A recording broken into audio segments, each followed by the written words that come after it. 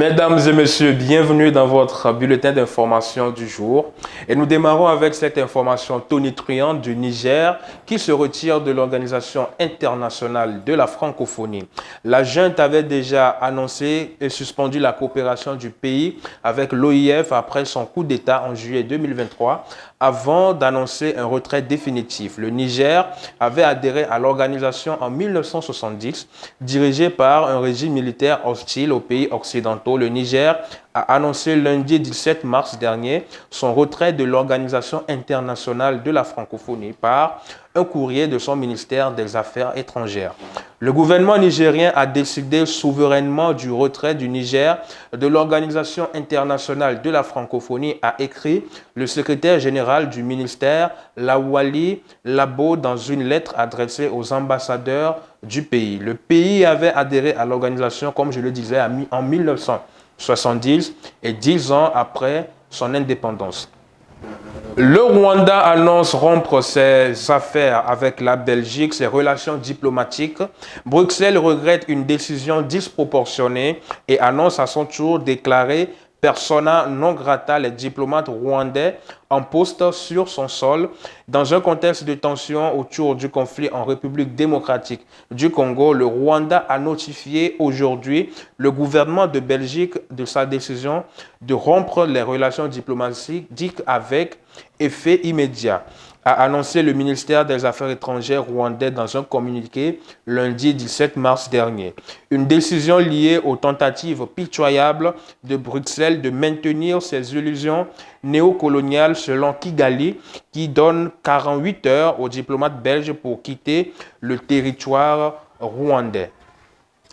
Liban, à présent, l'armée israélienne a bombardé des membres du Hezbollah dans le sud du pays. L'armée d'Israël a aussi dit avoir mené des frappes lundi dernier dans le sud de la bande de Gaza, où un accord de cessez-le-feu est également en vigueur. L'armée israélienne a déclaré lundi 17 mars dernier avoir mené des frappes aériennes contre 2 membres du Hezbollah dans le sud du Liban, pays avec lequel Israël a signé un accord de trêve le 27 novembre dernier.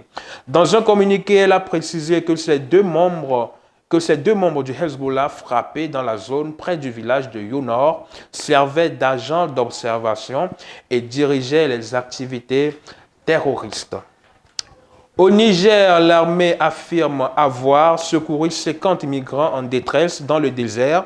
Les personnes, dont 20 femmes et 12 enfants, se trouvaient dans la zone nigérienne de Djabo, à quelques 200 km de la frontière libyenne, lorsque leur véhicule est tombé en panne. 50 migrants en détresse ont été secourus en fin de semaine dans le nord désertique du Niger, près de la frontière libyenne, point de passage sur la route vers l'Europe, a annoncé dimanche 16 mars l'armée nigérienne. Retour en image avec nos confrères de France 24. L'Organisation internationale pour les migrations, l'OIM, qui a secouru plusieurs dizaines de personnes en plein désert nigérien. La plupart revenaient de Libye. Certains étaient en direction de ce pays qui a vu ces derniers mois ses tensions internes se raviver. La stabilité de la région nigérienne, frontalière de la Libye, Agadez, est directement liée à l'évolution de la situation sécuritaire de l'autre côté de la frontière. Les flux migratoires qui proviennent de pays plus au sud, en Afrique, passent par Agadez avant de rejoindre la Libye et espérer gagner l'Europe. C'est donc un équilibre fragile qu'essaie de conserver le Niger, un équilibre qui ne pourra pas durer tant qu'une entente régionale forte n'est pas mise en place par les pays frontaliers du Niger. Bon, il faut déjà que les États parlent d'une même voix par rapport aussi aux pays.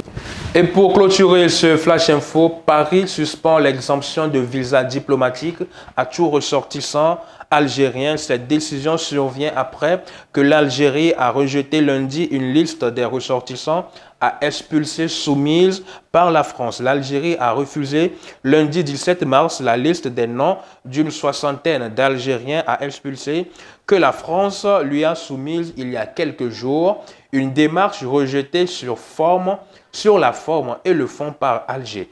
Les autorités algériennes ont décidé de ne pas donner suite à la liste soumise par les autorités françaises et les ont invités à suivre le canal d'usage, en l'occurrence celui établi entre les préfectures et le consulat, précise un communiqué du ministère des Affaires étrangères algérienne. Et voilà qui met fin à ce Flash Info. Merci de nous avoir suivis. À très vite.